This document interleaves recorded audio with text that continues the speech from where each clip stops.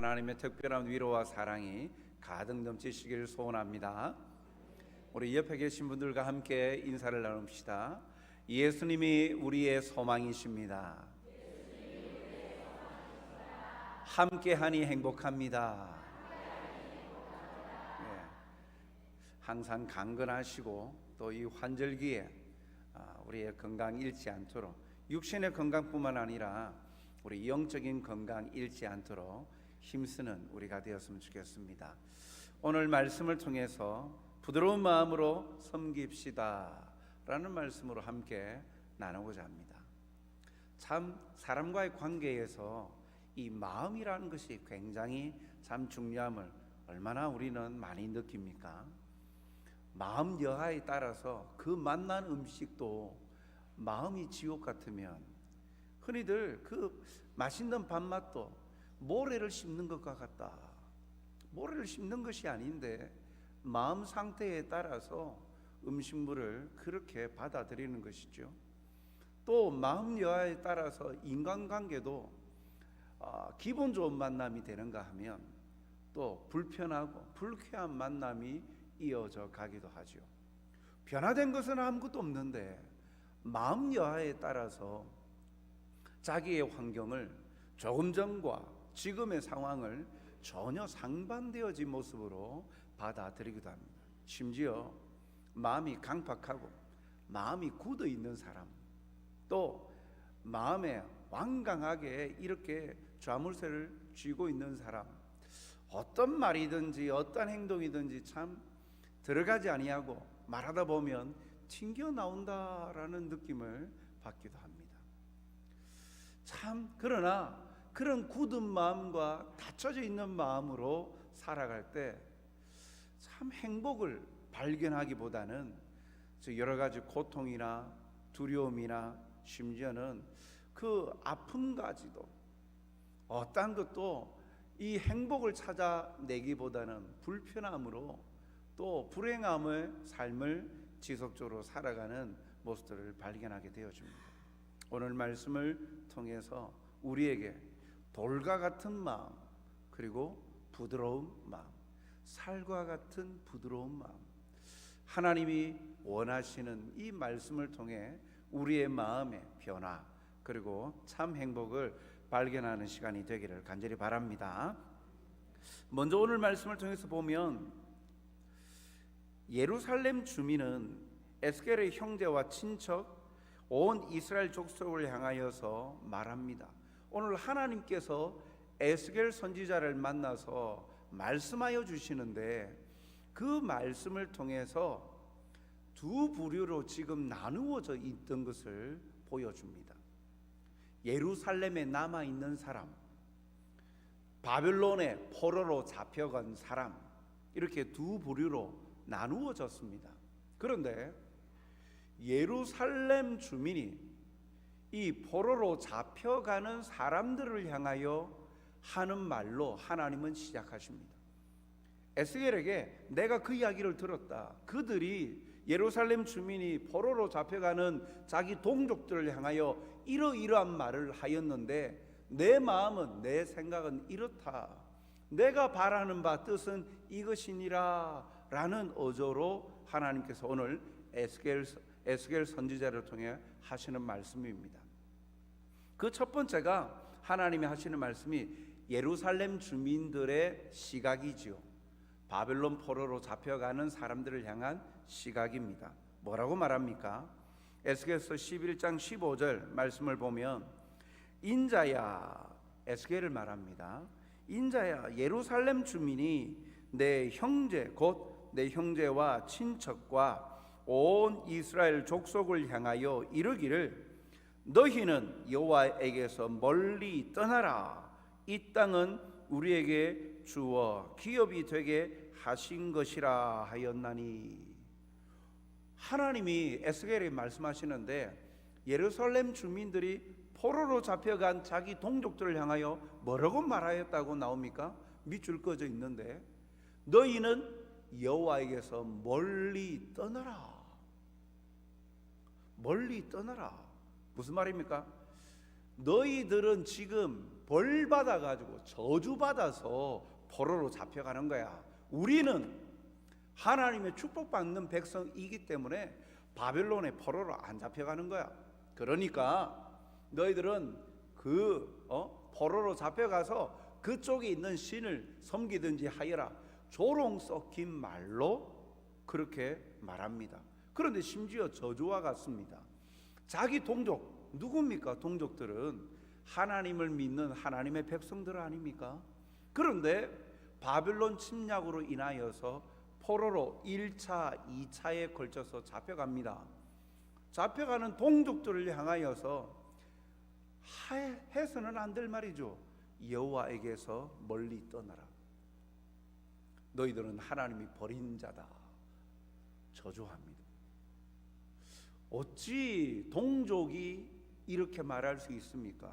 심지어 하나님을 믿는다라는 하나님의 백성들이 자신의 동족의 고통을 눈앞에 두고도 그렇게 말할 수 있습니까?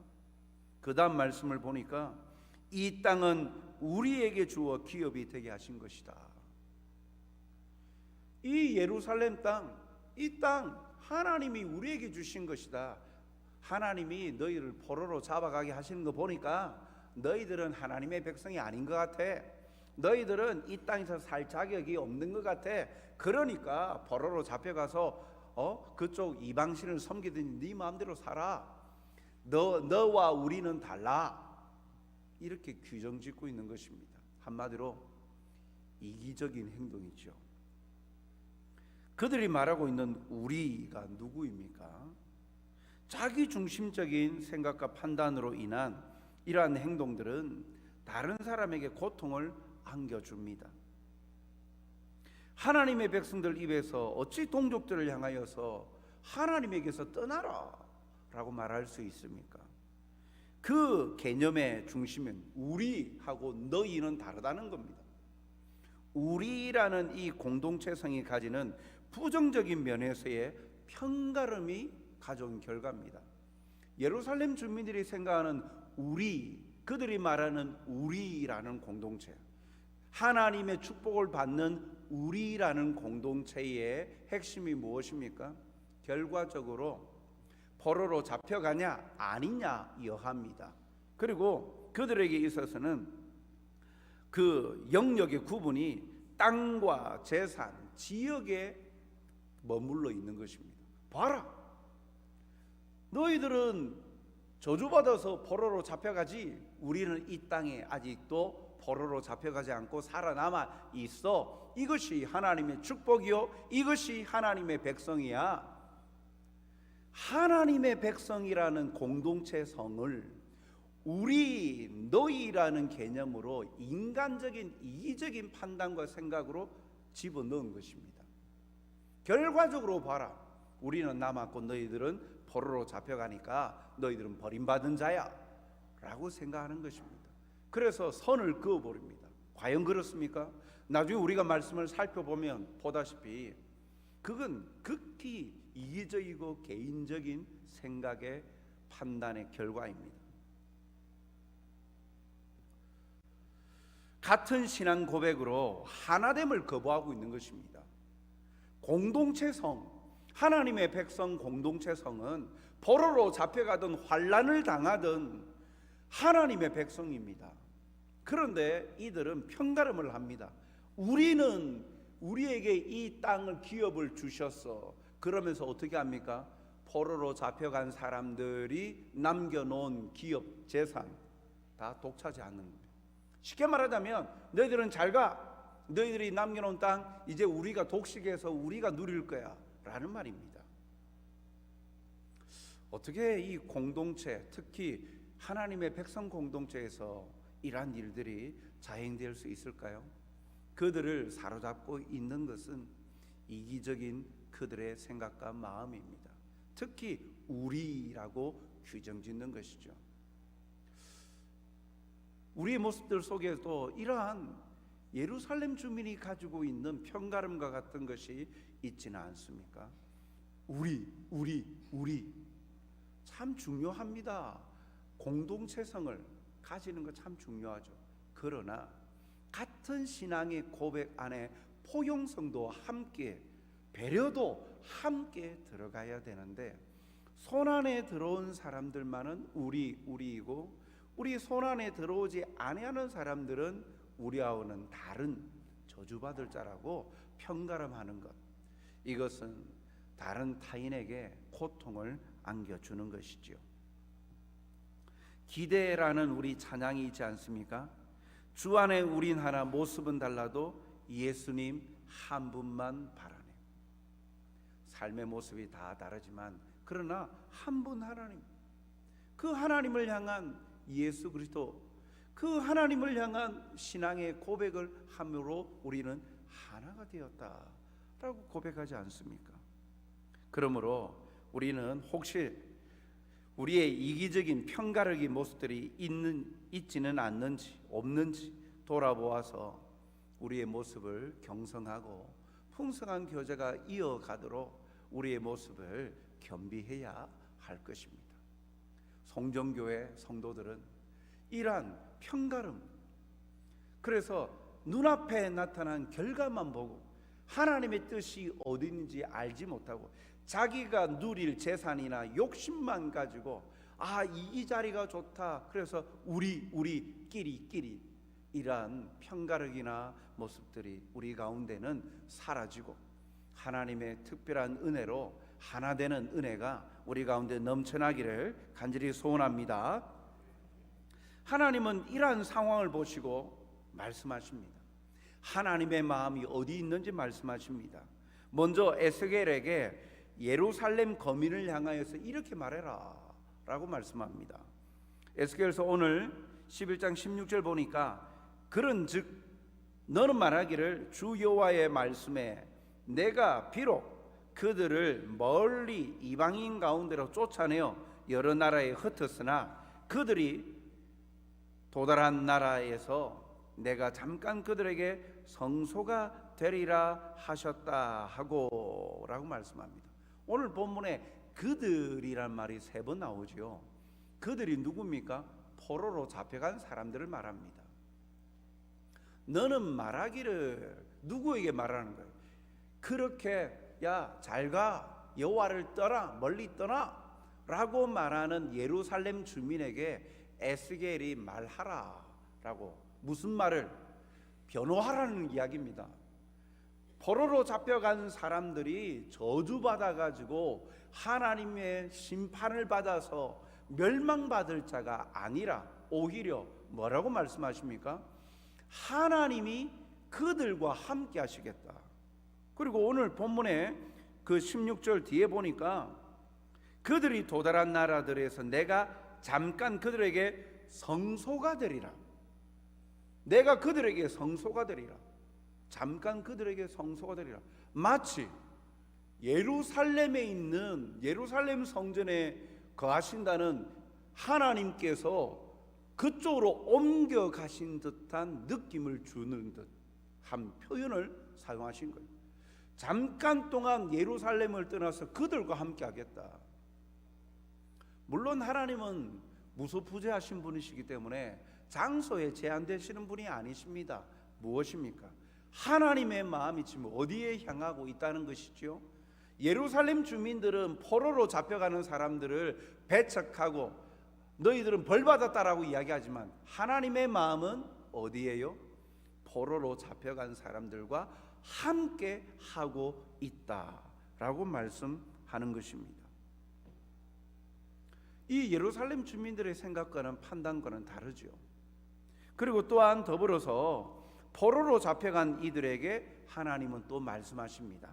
17절입니다.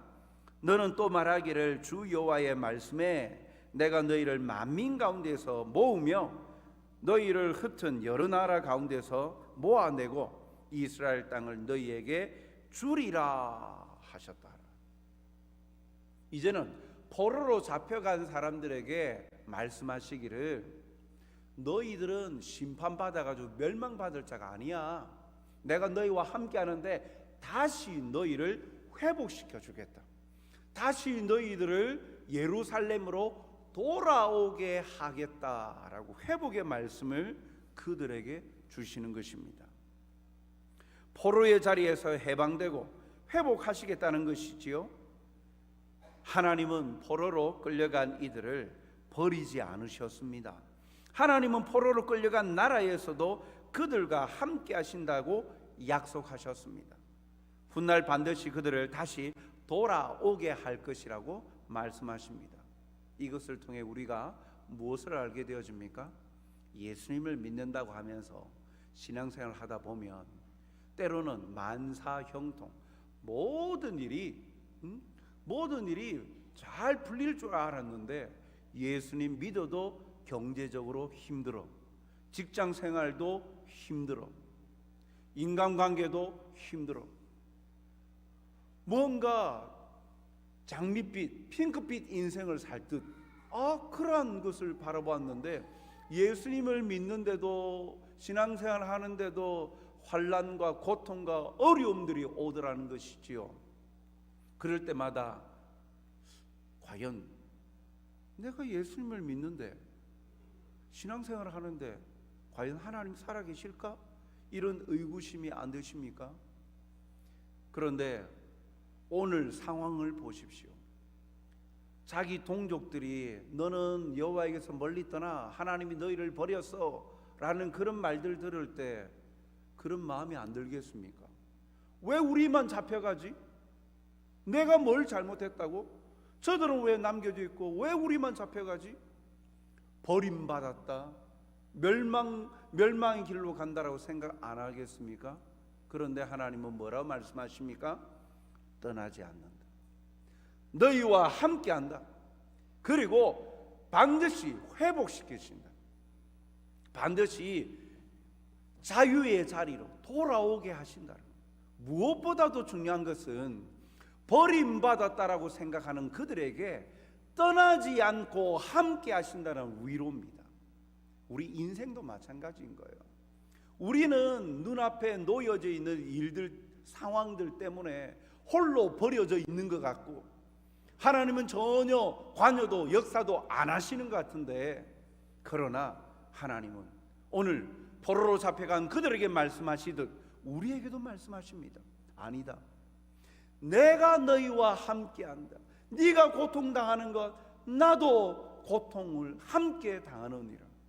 그러나 고통의 자리에서, 고난의 자리에서 머물러 있지 않게 하고 반드시 내가 너를 자유와 회복의 자리로 돌아오게 할 것이다 라고 우리에게 말씀하시는 것입니다. 신명기 31장 8절 말씀을 보면 그리하면 여호와 그가 내 앞에서 가시며 너와 함께 하사 너를 떠나지 아니하시며 버리지 아니하시리니 너는 두려워하지 말라, 놀라지 말라. 하나님이 이스라엘 백성들을 향하여 하신 말씀입니다. 오늘 우리에게도, 하나님의 백성된 자녀된 우리에게도 하시는 말씀입니다. 떠나시는 분이 아니시고 우리보다 앞서 행하셔서 장애물이나 어떤 위험문들을 다 제거하시며 우리를 보호하시고 통치하신다라는 것이죠. 떠나지 아니하시고 버리지 아니하시니까 두려워하지 말고 놀라지 말아라 라고 오늘도 우리에게 말씀하십니다. 혹여 다른 사람과의 비교를 통하여서 다른 사람은 적당히 죄도 짓고 적당히 타협하면서 법도 어겨가면서 그렇게 살아도 재산도 많이 불리고 좋은 일도 많아지는 것 같고 사회적으로도 높아지는 것 같고, 그 다른 사람과 비교해 볼 때 나는 말씀대로 산다고 하는데 그래도 저 사람보다는 나는 말씀 앞에서 정직하게 산다고 하는데 왜 그들보다 못할까? 그들보다 계속 경제적으로 쪼달리고 여러 가지 인정도 받지 못하는 삶, 그래서 사회적으로도 지위도 오르지도 못하고 또 심지어는 가족들 안에서 건강이나 여러 가지 문제들이 계속 엄습해 올 때 그럼 나는 잘못된 것인가? 다른 사람과의 그러한 비교를 통하여서 그런 마음이 들 때가 있지 않습니까? 비교 안 할 수가 없죠. 눈에 보이니까 비교하죠. 그러나 그것으로 인해서 마음이 무너질 때가 있으시죠. 오늘 이 말씀으로 위로 받으시기 바랍니다. 그럴지라도 하나님은 떠나지 않으셨다. 하나님은 버리지 아니하셨다. 함께 하신다. 그리고 돌아오게 하시고 풍성함으로 채워주시겠다라고 하나님은 약속하시는 것이죠. 우리가 바라보아야 될 것이 자기를 공격하는 예루살렘 주민의 비아냥거리고 조롱거리 그들의 손짓이 아니라 우리를 향하신 하나님의 말씀에 귀를 기울이고 눈을 향하여 우리의 마음을 잡아야 되는 것입니다. 이들은 마음이 돌같이 굳어서 자기 생각으로, 이기적인 생각과 판단으로 자기들이 옳다라고 하고 우리가 축복받은 자야, 우리가 복된 자야 라고 그들은 평가하지만, 그러나 하나님은 아니라 오히려 하나님은 상하고 통회하고 차복하는 이 백성들과 함께 하시겠다라고 말씀하고 계시는 것입니다. 오늘도 우리를 떠나지 않고 함께 하시는 주님으로 인하여 감사하는 자가 다 되시길 주님의 이름으로 축복합니다. 하나님은 이 바빌론 포로로 잡혀간 사람들에게 기대하시는 바가 있었습니다. 이렇게 말씀하시면서 함께한다, 다시 돌아오게 하마. 그러나 단지 너희는 고통받았으니까 내가 보상해 줄게 라고만 하실까요? 아닙니다. 이들에게, 포로로 잡혀가는 이들에게 기대하시는 바가 있습니다. 그것이 무엇입니까? 오늘 18절 말씀, 그들이 그리로 가서, 그리로라는 말은 다시 돌아온다는 이야기죠. 이 예루살렘 다시 돌아왔을 때를 말하는 겁니다. 그리로 가서 그 가운데의 모든 미운 물건과 모든 가증한 것을 제거하여 버릴지라.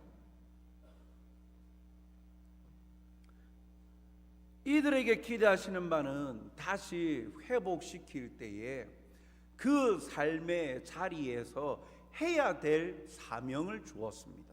무엇입니까? 모든 미운 물건, 모든 가증한 것, 이것은 말하자면 우상과 관련되어진 단어죠. 우상 숭배하는 문화, 우상 숭배하고 우상들을 다 버리라라는 말입니다. 하나님을 사랑하지 아니하고 하나님을 섬기지 아니하은 자기의 세상의 생각과 잘못되어진 그 아집 교만, 자기가 만들어낸 그러한 거짓된 신들을 의지하고 신뢰하고 섬기는 그 문화를 청산하라 라고 말씀하십니다.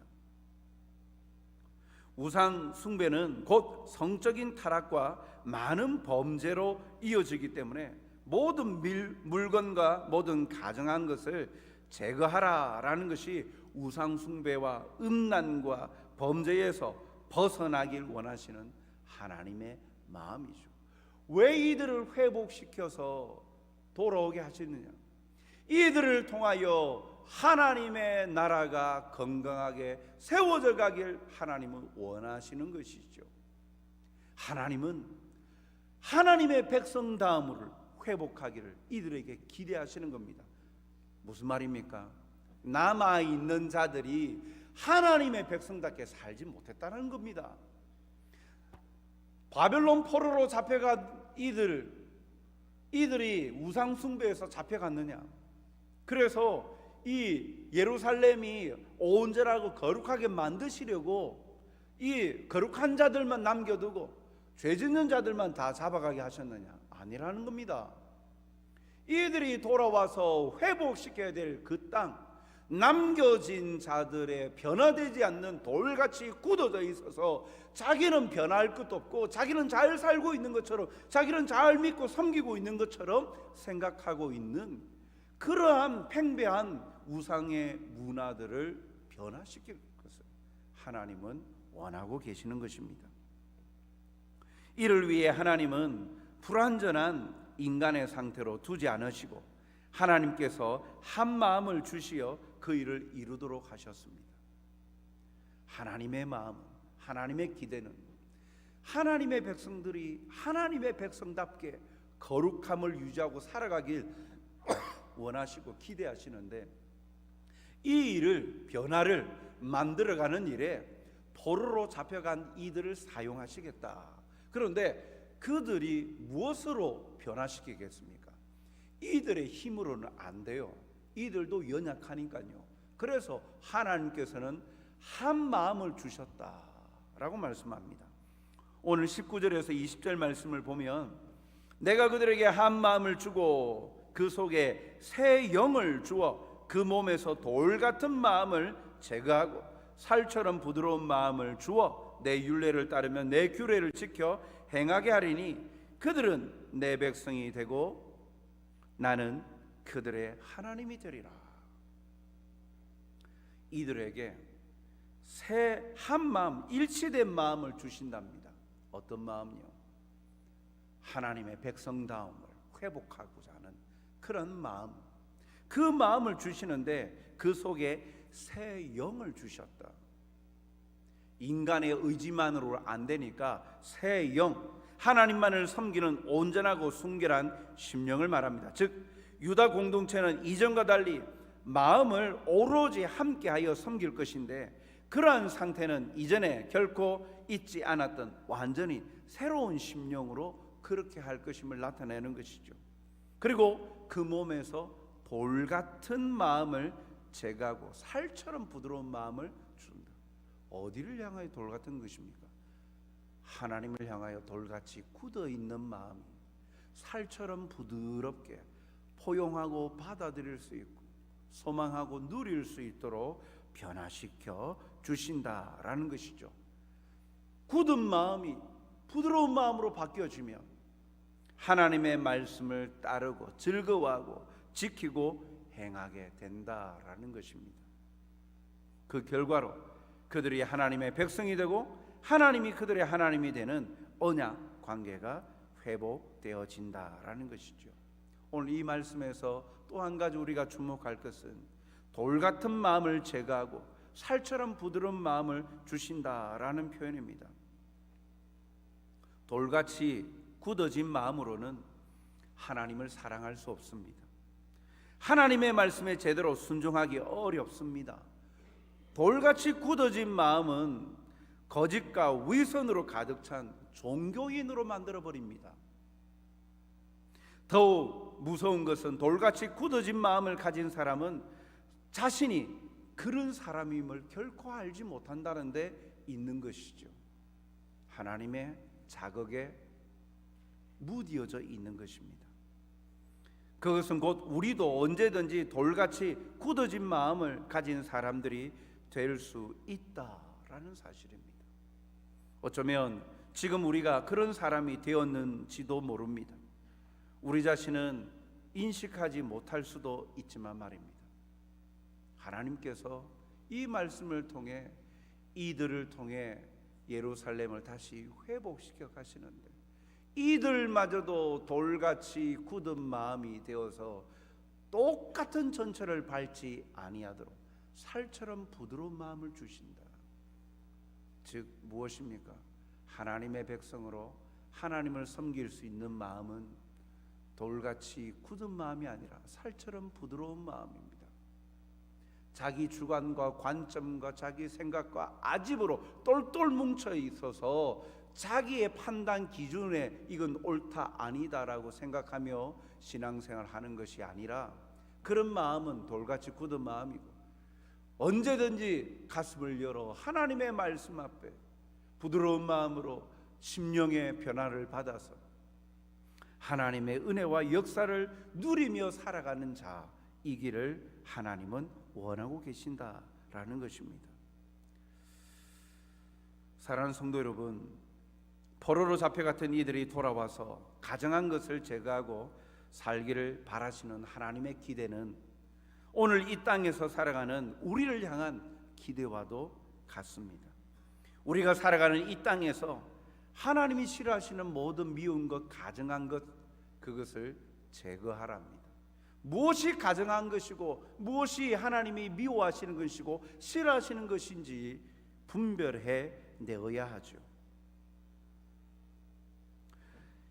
이 땅에서 하나님이 싫어하시는 모든 것들을 내버려 두지 말고 삶의 자리에서 오늘 우리에게 제거하라 라고 말씀하십니다. 이전 시대와 달리 하나님은 성령님을 각 성도들에게 허락하여 주시어서 하나님의 선하시고 온전하시고 기뻐하신 뜻이 무엇인지 분별할 수 있도록 역사하십니다. 그로 인해 돌 같은 마음을 살 같은 부드러운 마음으로 변화시켜 주시는 것입니다. 그럼에도 우리가 말씀대로 따르지 않으면 응당한 벌을 내리신다 라고 말씀하죠. 11장 21절 말씀에 그러나 미운 것과 가정한 것을 마음으로 따르는 자는 내가 그 행위대로 그 머리에 갚으리라. 반대로 따르고 행하는 순종의 길을 걸으면 우리는 하나님의 백성이요 왕이 되셔서 우리를 통치하시고 보호해 주신다라고 말씀합니다. 그러면 우리가 지금 힘써야 할 것이 무엇일까요? 호세아서 10장 12절 하반절 말씀 우리 같이 한번 읽겠습니다. 너희 묵은 땅을 기경하라. 지금이 곧 여호와를 찾을 때니 마침내 여호와께서 오사 공의를 비처럼 너희에게 내리시리라. 아멘. 우리의 모습을 보아야 합니다. 나는 돌같이 굳은 마음일까? 나는 살같이 부드러운 마음일까? 우리의 모습을 돌아보아야 합니다. 우리가 돌같이 굳어 있는 것은 아닌지, 묵은 땅과 같이 아무렇게나 버려져 있던 것은 아닌지 우리의 모습을 주님의 눈으로 보아야 합니다. 그리하여 우리의 돌 같고 생명력이 없는 묵은 땅과 같은 마음을 살과 같이 부드러운 마음으로 경작해야 됩니다. 기경하라 라고 말합니다. 말씀의 삽으로 기경해야 됩니다. 기도의 쟁기와 같이 파헤쳐서 우리의 묵은 땅과 같은 마음은 아닌지 돌아보고 생명력을 잉태할 수 있는 부드러운 마음, 그리고 생명력을 잉태할 수 있는 좋은 땅으로 기경해 내어야 됩니다. 그리하여 때마다 이른 비와 늦은 비를 통해서 자라게 하시고 열매 맺도록 부으시는 은혜를 입는 자가 되어야 합니다. 여호와를 찾을 때니, 지금이 곧 여호와를 찾을 때니. 오늘도 우리에게 그렇게 이 경고의 말씀과 하나님의 그 안타까움의 마음을 우리에게 전달하고 있습니다. 사랑하는 성도 여러분, 오늘 우리는 이 예루살렘 주민과 같이 이기심에 가득 차 있고 내가 누릴 것만 생각하면서 살아가는 돌같이 굳은 자가 아닙니까? 우리의 모습을 돌아보십시다. 혹여 내 모습을 보지 못한 채 그냥 주어지는 대로, 시간이 흘러가는 대로 그냥 살아가고 있지는 않습니까? 묵은 땅과 같이 버려진 땅은 아닙니까? 오늘 우리에게 말씀하십니다. 너희 묵은 땅을 기경하라. 지금이 곧 여호와를 찾을 때니라고 말씀합니다. 오늘도 우리가 깨어서 우리의 모습을 돌아볼 때 우리에게 새 영을 주시고 부드러운 마음으로 허락하여 주시어서 하나님의 풍성한 시마다 때마다 도우시는 은혜를 받아 누릴 수 있도록 역사하시고 그 주님의 손길에 우리는 그 손을 붙잡고 은혜의 자리로 들어가야 됩니다. 오늘 이 자리에 앉아있는 우리 모든 성도들이 그러한 은혜의 자리로 우리의 묵은 땅과 같은 것을 기경하고 돌같이 굳어진 마음이 변함을 받아서 살같이 부드러운 마음으로 주님을 사랑하며 섬기는 이 땅에서 주시는 그 놀라운 행복들을 누리며 살아가시는 저와 여러분이 되시기를 간절히 소원합니다. 사랑과 자비가 풍성하신 하나님 아버지, 때때로 우리는 홀로 버려져 있다 생각할 때가 많습니다. 또 반대로 나는 잘 살고 있다, 다른 사람을 비난하고 조롱하고 정죄하는 잘못도 범하기도 합니다. 또 우리라는 끼리라는 것으로 편가름하며 우리는 옳다라고 이야기하는 그러한 편협적인 우리의 모습도 있음을 고백합니다. 주님, 오늘도 우리에게 말씀하여 주심으로 우리의 모습을 다시금 보고 깨닫게 하여 주시옵소서. 예루살렘 주민과 같이 굳어 있는 자가 되지 않게 하여 주시고, 오늘도 우리의 모습을 돌아보아 참으로 하나님의 일하심을 맛보게 하여 주시고, 하나님이 기대하시는 하나님의 백성다움을 회복하길 원하시는 거룩함으로 성결함으로 구별된 자로 이 땅 가운데에 하나님의 영광을 드러내고 나타내길 소원하시는 주님의 마음을 우리가 깨달아 묵은 땅을 기경하며 주님을 찾아가며 교제하며 함께 풍성한 은혜를 누리는 자들이 되게 인도하여 주시옵소서. 모든 일에 부드러운 마음으로 섬기며 행하는 자가 되게 하여 주시어서 하나님께 영광이 되게 하여 주시옵소서. 감사하오며 예수님 이름으로 기도하옵나이다. 아멘.